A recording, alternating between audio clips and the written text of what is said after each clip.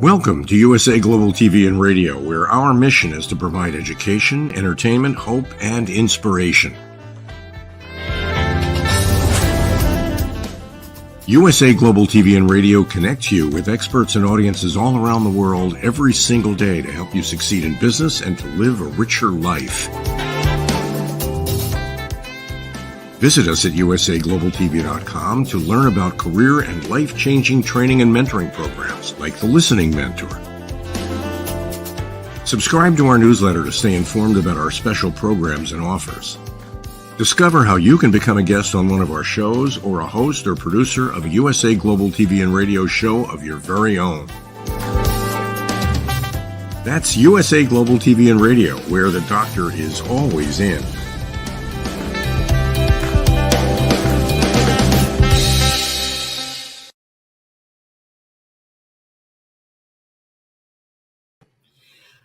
Howdy, all y'all. This is red.olaughlin on the USA Global TV and Radio Network, and we're on the Wise Ones. A special feature this week, we happen to have two back-to-back Wise Ones shows. Today's show is with Alecia. Alecia I've known for a number of years, and before the pandemic hit, we would occasionally bump into each other at networking events.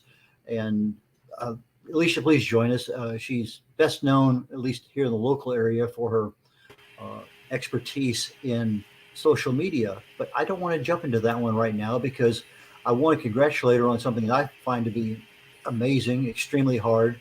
I was a chemistry major. I took a lot of classes in that, but I would walk out of the university toward the parking lot and I'd have to go by the music places where they have the individual cubicles where people play, whatever music they were doing. And they were always there hours after I left. I'd come in the morning, there'd be people there in the morning. That's a lot of time and effort, not to mention that you have to literally learn a new language with that. But you are not only got a degree in it, one of your other businesses besides social media is in music and voice. So let's hear a little bit about your background in music, voice, and you've told me before, but I'd like to have the audience know a little bit about you. Sure.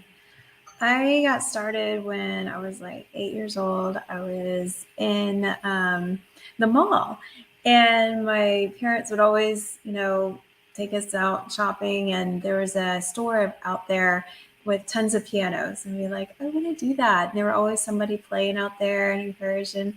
And you don't see many piano stores in the mall anymore. But, the malls are almost dying away since the COVID.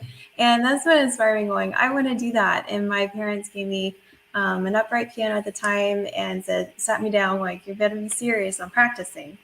And I was like, sure, I'm going to practice. And he's like, you can even teach me when you get good enough. I never did. So I ended up by the time I was in high school, my piano teacher said, you should do pedagogy. I was like, what is that? And I got started in teaching piano from college. So I got my degree from Western Kentucky University and a long time ago. And been teaching piano ever since. So 20 some odd years, 25 years almost, or something like that. I've been teaching piano. But it's a passion of yours, and you're helping other people learn. It's interesting. Yes. My brother-in-law just passed away about a year ago. And he had been a music writer for years and years and years, played the piano, played the guitar. And he decided very late in life, he's 70 years old, he had to learn how to play the piano in order to enhance his ability to do the, whatever that keyboard. His finger dexterity and just so many things. And he was always commenting about the fact that mindfulness. He had to get the left hand, and and a major learning curve for him, but he did learn it, and he was able to improve his ability to sing and everything else and what he offered. So I'm in awe of people who could just do that naturally. But anyway, but that's one of your passions, and that's what you help people do sometimes, right? Yes, I have a local studio here. I only teach in person, and I have 9 keyboards now and teaching about 20-25 students. And you also do choral, singing, vocal? Yes, for students. Mm-hmm. Yeah. How do you improve somebody's voice? It's very interesting. a lot of people don't really understand how much voice you do to improve your voice, thinking, oh, it's just in karaoke, or you have different goals. And so I was taking this little 7-year-old girl and trying to figure out, you have your favorite song. Now, do you think you've really improved from little tips that I've given you, things that we've had to do in lessons, that your voice has improved? She's like, oh yeah. So most of it is coming on listening. The more you improve your listening skills, the better, your singing and all your other abilities will improve. So you're almost having to teach, how do you listen in order to know how to get improving different things. So I give you lots of different tips and different ways to sing it, and figure out how am I improving, those little things that go a long ways. Do you work more with kids or adults or what? Most of the prospects come to me are the kids. I would love to teach more adults. Seems like they're hit and miss sometimes, because people have little passions, and time is a very factor on that. So you're like, how serious are they on accomplishing the goals? How long does it really take? Am I going to stick with this? So that's why I have more consistency with the kids. They just soak it up those a lot faster and than adults. And you have to be really patient and be serious in order to accomplish that new skill. Like you said, that you said your was it uncle or cousin that you said that was experiencing that later in life, and was like, he's determined and he saw some improvement with that. So it's more than do re mi. Totally. That's just a warm up, right? Yes. So do you have kept that going since college a few years ago? And then, a few years ago. But here in the last dozen or so years, you've been getting into lead generation and social media. It seems like you're expanding much more so than that. So how did you get into the networking, social media, all that kind of industry? Right. We go in different parts of our lives. And the crash of 2008, I was living in Georgia, and there was really not many piano students, because they usually just come to either the music teacher or the music store. I could find, teachers. They could find, I could find students easier that way. And then I was like, I got to get another skill. I only have a handful and not a full studio that I was used to. That I was, getting to 20 some students, and I only had 5. I was like, something has to happen. So I learned to get online and figured out affiliate marketing, network marketing, how to do different stores. I did a blog, then different marketing channels. I learned from Webmasters International. They had a marketing system called Carbon Copy Pro back in the day, and found some leaders in there that taught me article writing, blog writing, and just learned everything I could. And people started noticing why I was so successful, or like, you're doing some stuff. I'm seeing what you're doing. I'm just following some of the leaders that were teaching me that the stuff, like being a good student, right? And I was ready there, and found the leaders in there. Some people were noticing that, started giving me a referral from other clients. I found one in New York, which is a chiropractor, and started doing her blog, website, her Facebook at that time. Facebook just converted, and Twitter, and did a paid ad on there, learning some paid advertising, and did her email list. Everybody that got subscribed to her email list pretty much became a client or patient of hers. And that was pretty good success rate to see that turnover, and from her paid ad getting such good recognition, good testimonials on it, and then started getting more clients from there. And it took me a little while to realize I really wanted to help the local clients. And it didn't really matter what niche, because I said I've helped a chiropractor, I'd helped different service industries, and that's where I wanted to kind of stay in my lane. And this last year, my business doubled, being in a BNI network, because there's more home industries in there, home services that I can help. And so I stick with my lane and know I really can help those local business industries and make a difference in the local community, and love to help those people. So during the pandemic, you probably didn't have much opportunity for your music because that's kind of a one-on-one situation in a small room. But network marketing kind of went from in person that you and I used to be involved in a lot of those different things to more of a Zoom or StreamYard or Google Meet or whatever out there.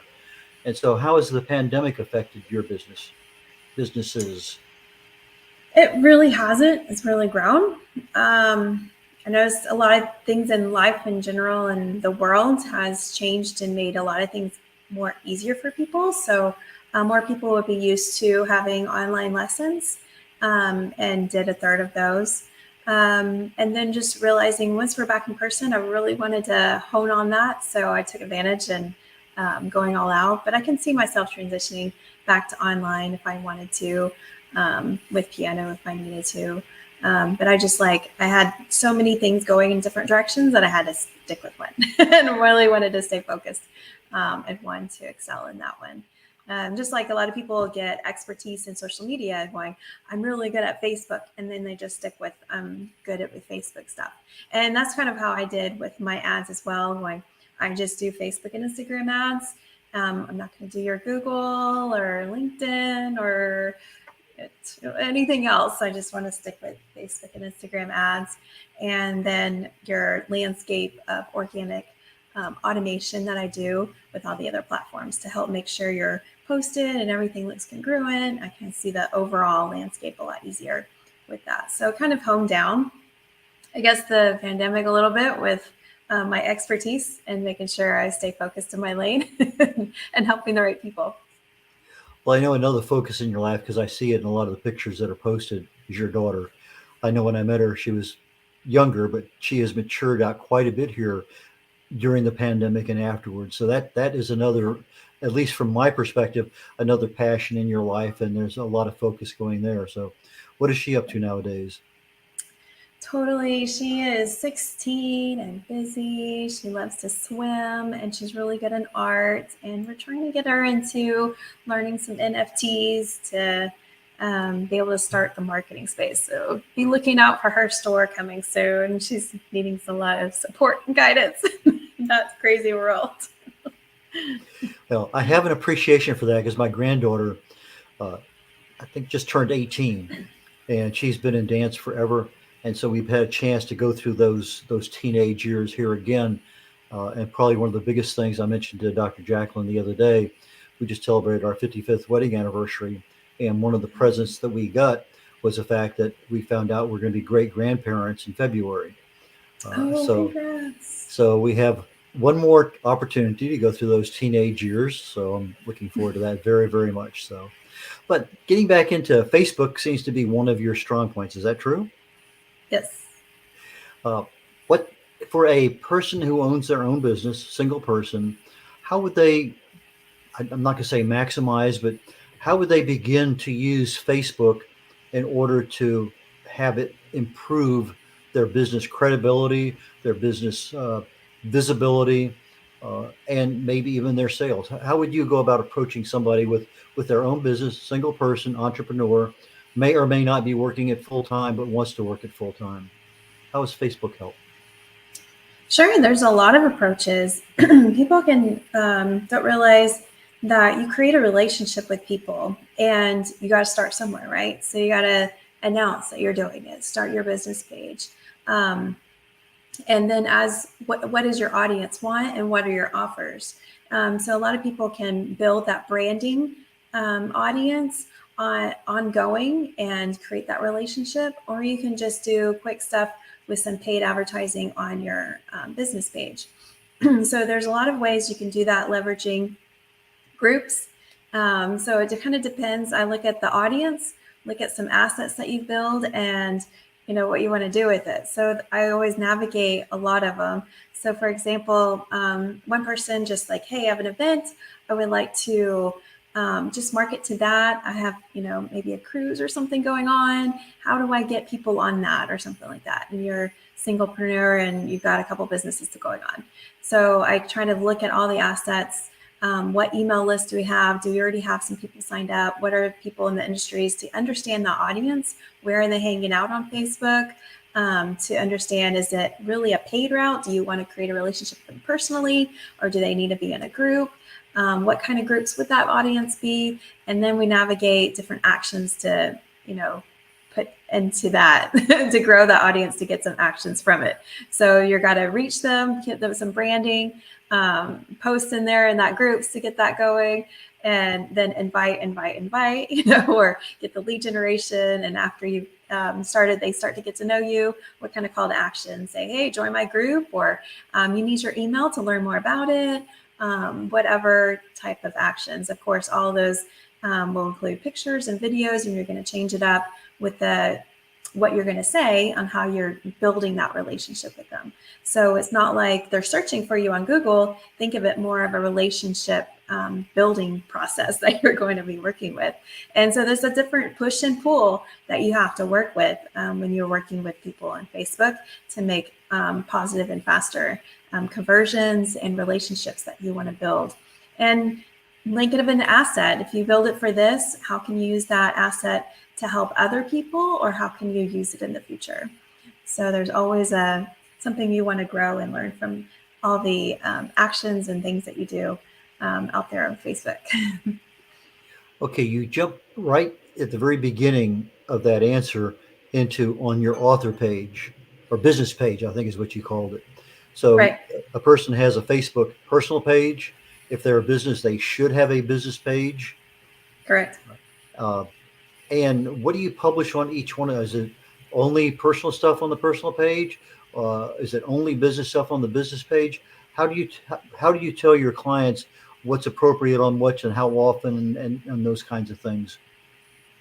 It kind of depends on their audience. And so if it's an audience they don't really want to create a relationship with, like it's the direct people, do it on your business page. If it's somewhat of a referral audience that, hey, they're going to be friends with you, they want to network with you, but they're not going to directly pay, for your service or, get your, whatever you offer, then you need to talk to them as a marketing piece for you, how they can help their friends and be that networking type of relationship.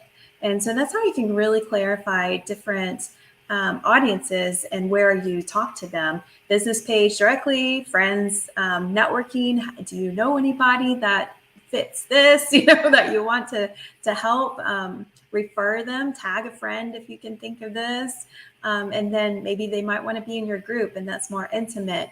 And you have more questions. They want to help and spur problem solutions out there inside of a group and stuff. There's tons of niche groups and stuff to join that have that more conversation feel or shout out feel or business networking. There's a lot of aspects to that. So clarify your audience and talk to them in the right way.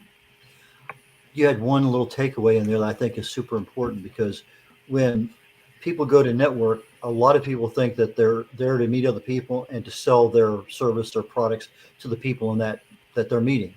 When in reality, networking by definition means that you're not selling to that audience, but you're making them aware of what value you have, so that the people they know can be told that, hey, Alecia does this stuff over here on Instagram, and it's really, they may buy from you, but that's probably not the case. That may happen once or twice because there may be just a need right that minute. But most of the time when people are networking, at least the new people, they don't seem to realize that they're there to get to other people's networks, not to the network that they're right in front of right now. Is that a fair way of stating networking? Oh, yes. So that's what I said. You're teaching them to help share your expertise and help them learn how to market you, right?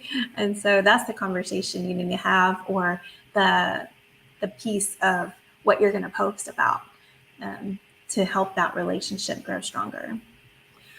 I was at a recent event in downtown, not quite downtown Houston, but most everything was done with the use of the phone. They would do a LinkedIn link, and then you would have their LinkedIn page, and they would have your LinkedIn page. And then when I'm getting ready to leave, I realize I have all these pages, but I don't have any timeline of who I just met. Typically on the back of a business card, I would write, the event, the date, and if there's anything specific, I would have some record of that. But in the LinkedIn networking event that I went to, it became obvious about an hour into it, who was that I talked to 3 times ago? And I said, okay, fine. The next person I'm talking to, I'm going to send them a specific post thanking them. And if there was something in there specific that I would write on the back of a card, I could at least put that in there and I would know.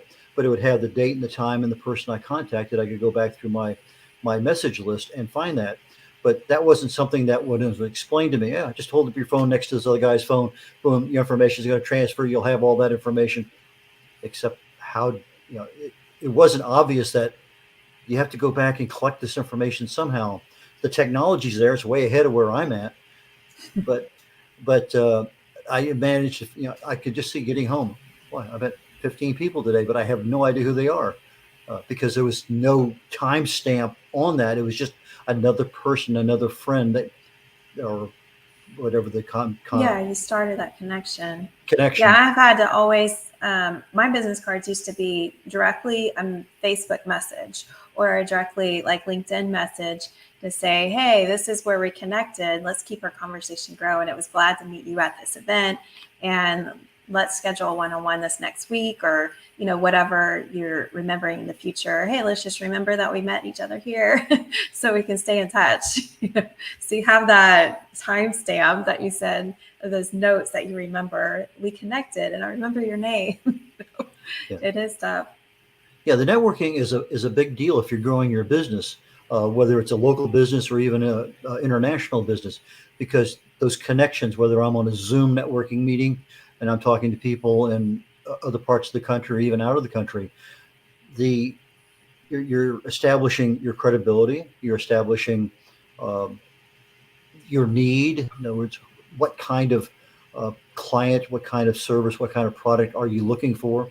There's a lot of things in there. Is that some of the things that you teach with regard to clients that you take on? Oh, for sure. I mean, like, why do people need to connect with you? And what are some questions that they're going to ask? And you get those questions over and over. Let's keep posting those type of things. So people are always educated on their service or, who they are. Just had another client come to me going, we're getting these questions all the time. We want to know more about us. They trust more about who we are. And then they'll be more comfortable to use our service when the time is needed. It's interesting. Most of the questions are, who are you? Where you live? What business are you?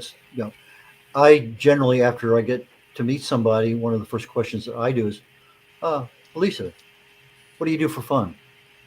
Yeah. Because it's a question that nobody ever asks, but it's a question that it's a personal one and a lot of times, well, I just do my business. No, I said, what do you do for fun when you're not doing your business? And some people literally don't have fun in their lives. It's sad, but they're out there 100% just doing whatever they're doing, and they don't take a deep breath. They don't smell the roses. But if you want to get to know somebody, in fact, on this show, it's interesting. We had one lawyer and one project manager, and one of their fun things was Argentinian ballroom dancing. And these shows were literally about 4 or 5 shows apart. And one of them actually opened up an Argentinian ballroom dancing studio in Houston. Wow. And so it's those little things that we don't even know about people. I would never have expected either of these two people to be involved in that kind of thing. But we have a lot of things we do for fun. And sometimes those are bigger openers for learning about people and being able to help them than any other thing. Because if it's just business, well, we know too many people in those businesses. But if this other person has this, they love to, let's say they work with hospice people, on a voluntary basis. Well, that's kind of a big deal. That's a real emotional issues on that. There's a lot of things there that sometimes you can connect with, sometimes you can't, but it gives you a better understanding of who those other people are. Do you have any special networking questions you like to use? Goodness. Yeah, it takes some really getting to know really who they like to connect or what they do, especially in certain industries, like you said, that are so, oh, Facebook's calling them crazy, that, that really lets them connect to an audience, especially in those, I say kind of sort of saturated audiences, or industries like realtor, or insurance. And those really need to know what type of people they connect with. And I say pick one, like, hey, if you like to go to restaurants, connect with all the people that are the foodies and really talk about the best restaurants in the area. Or those, if you're really like to connect with those that are the engineers, make sure you talk their language. Where do those engineers like to do? Where are they hanging out? So you know how to connect with them. And that's where it's just like, pick something that you are having a hobby with. You like to go to the Astros game, like find the people that are going to the Astros game to connect with, that will also trust you, relate to your industries. So I feel like I can take competitive audiences, because people are branded in different ways. They're going to connect with different types of people. So I can take, like to insurance in the same area, because they're going to have different people that they connect with or they relate to, because of who they are. I share their lifestyle or what they represent out there differently. And that's how people are connected or branded to them. And so those are those networking questions that I ask, like, who do you love? Like, what do you love to do? So I know the right people to connect you with, whether those hobbies that, do you like biking, or, and I'll just pick out some popular ones to kind of start with to get the ball rolling. If they don't have one, I would have to choose one for you.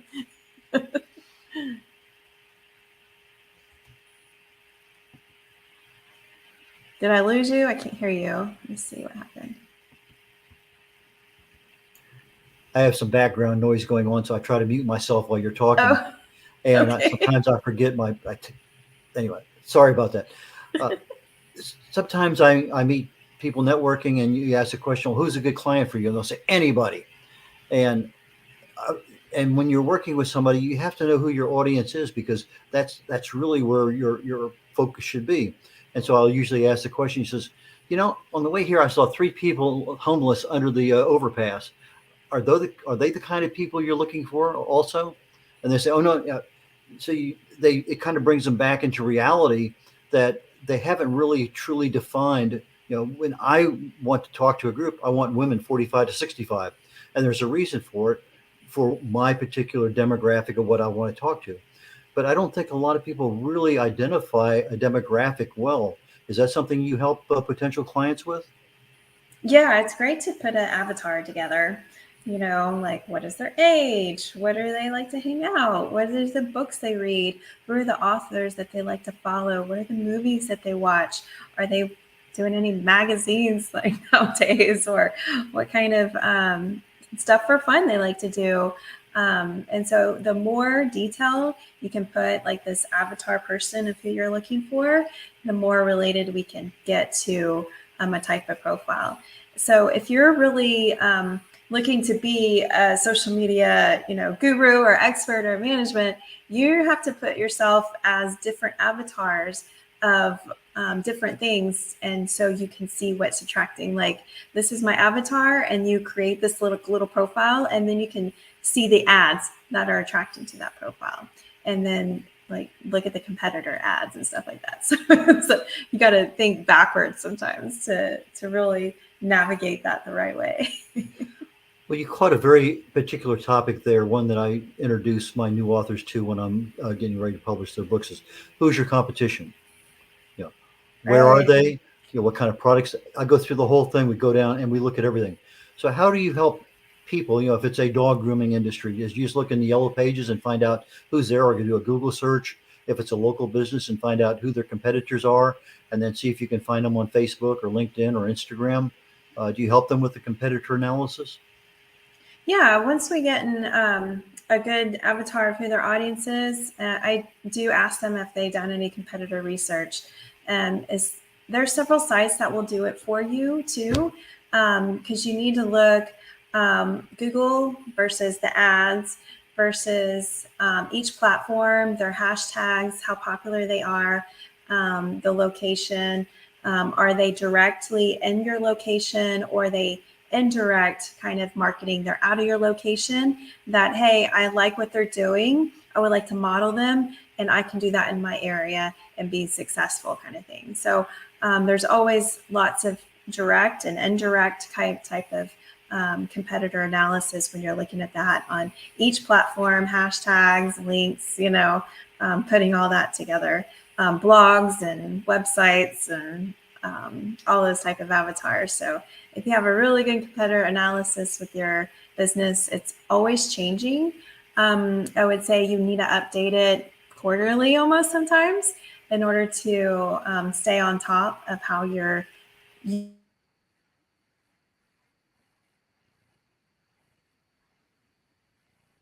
insights of how people do things and what they bring unique to the marketplace, right?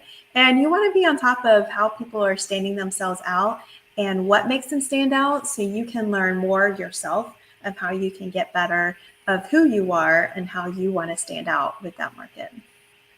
Timing is one of those things, whether it's an email that you're sending to somebody or it's a post on Facebook or LinkedIn. What do you tell people on timing with regard to their audiences? Because some people want to get it first thing in the morning when people turn on their equipment. Other times they get home, they have a chance to relax, or they check their emails or their social media at noontime. What do you recommend on timing, or does that also depend on the nature of the business and the audience? Yeah, it's how you're being consistent with that audience. I have a standard timing that I just do for all my basic local businesses. And it seems like if I consistently keep with this standard, people are going to see it, and the time that's needed the most. It's really strange. I'm like, we put it out there, we're consistent, and they see it. So as far as like time of day or how often, I always do the standard, and then we kind of feel on how the growth is happening. If it's too slow, then we probably need to do some more. I've done, more posts, or the frequency needs to be more often, or kind of slack it back if the audience is a little slow, or we've seen some of it pull back because you are posting too much.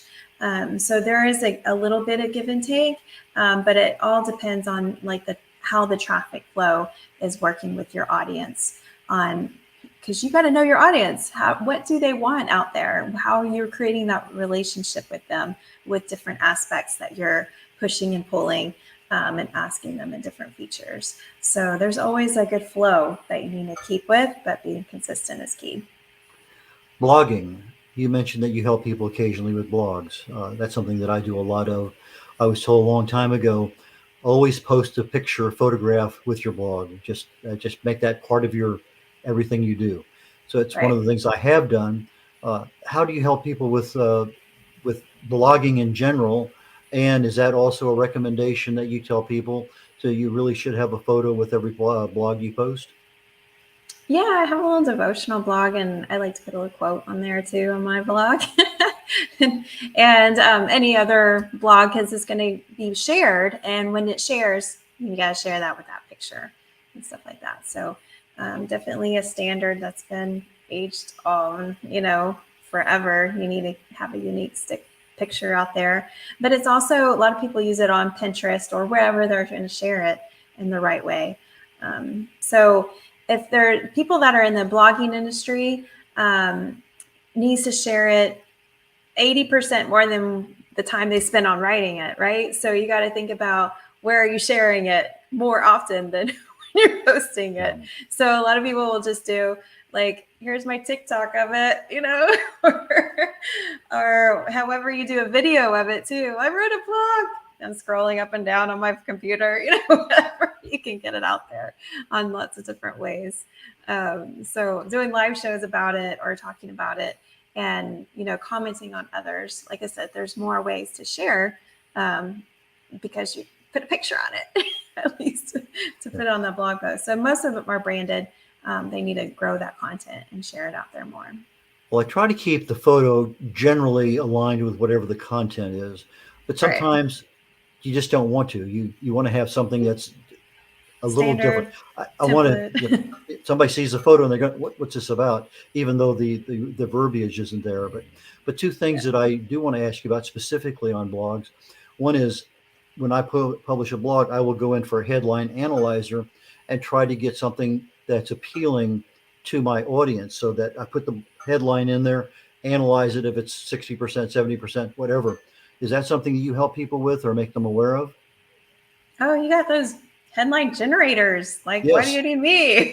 But yeah, there's really good copyright experts that they are their own, headline generator out there. And you find those and learn more from like news stations or places that you like to get headlines from that are attractive to you. Or if you're subscribed to several email lists, their headlines you learn from. And so there are several copywriters that give you like a formula of, use number, use these type of wow words and stuff like that. Ask a question and change it up to like a good formula to create a good headline like that. So make sure you're always staying on top of those trends and what you like and what you're learning from others to make a better headline on that aspect. So I would say, just like in music, you need to listen more than you play. Same thing as a copywriter or being best headline writer. You need to look and watch other headlines in order to get better yourself, right? It's like practice and do what you teach, right? Great advice. Mm-hmm. Last question before we begin to wrap things up. A lot of stuff is being done nowadays with Chat GPT, writing blogs, updating profiles on social media, just a myriad of things that can be done. Are you helping your clients understand what's appropriate for artificial intelligence and how it can help their businesses? Depends on what their needs are. So in the background, they don't have to know that I use AI to create all their Facebook posts. I have one to come in with like, we need some questions to ask, in our Facebook group, what can we do? And I'd be like, okay, what are some topics? Let me research and do a little bit of Chat GPT or some AI research and see if they can come up with some good questions for us to kind of start the conversation with. And let's edit a little bit of those and get some things that are more concrete on paper that we can get some good topics on. So I'm surprised maybe you used your Chat GPT or AI for your headlines as well, because be like, I need a headline for YouTube. What's the best headline for this topic? And maybe come up with 3 different topics to give you the best one. And maybe you can mix a little bit of them. I mean, use the tool for your advantage to give you more options that you can customize and make it your own to make it better. So the more people that are using this tool wisely will come out better at the end with some good stuff. Yes, I use it for subtitles, for chapter titles. I put the keywords in there. Same thing, it would be like hashtags, but yes, it generates a lot of good information. We're toward the end here. Tell people what services you offer, what value you bring to your clients, how they can get in touch with you, so that somebody who wants to know more about Alecia, they can find you. Sure. I feel like I do a unique service with social media because I focus on the local services or those that need to be really great branding. So I go into a personal profile and I do all the automation. That takes way too much time for some people on social media. So I'm like the bot and I try to make it natural and organic as possible to customize for your audience. So I'm going into a personal profile and finding all of the groups that you need to be in. I join all the groups that you need to be in, like on Facebook or LinkedIn, and I can find all the people in that group that you might want to be as friends. I can add them as friends, do the first messages, likes in the news feed, likes on certain groups, start first messages, all those things that take up more time, happy birthday messages if you needed, to grow your audience and to your business page. And then I manage Facebook and Instagram ads. to help you get better conversions. And like I said, I want to know those right audiences that's going to help you grow and optimize and to be the best bang for your buck that you're looking for to navigate social media. So it's amazing to see the assets that you build in just a short time using my services. And it's exciting to see all those connections that we build for you in that way. And you can find me at aleciastringer.com and see all the little actions that we do for social media to make that automation happen like magic for you. Okay, for our audio audience that can't see the runner at the bottom of the screen, Alecia is ALECIA. That's ALECIA Stringer, STRINGER.com. And Alecia, I really appreciate you being here today. Thank you for taking some time. Really nice to catch back up with you. It's been a while since we've seen each other, and so it's a good homecoming today for me. So thank you very much. Yes. And I really would like to talk to you about getting a book going for my dad. Okay. He started compact computers back in the day, and it would be nice to have like his commentary of the movie that came out with them and stuff like that. And I'm like, you should put this in a book. So let's continue the conversation and make it happen. I will definitely follow up with you. So, thank you, Alecia. We'll catch you later on. Take care. This is red.olaughlin. You're ready to sign off on the USA Global TV and Radio Network. This week's double whammy on the Wise Ones. And we'll be concluding with a sponsor. And I will catch you all next week. Regular, same time, same channel. The Wise Ones on USA Global TV and Radio Network. Bye, y'all.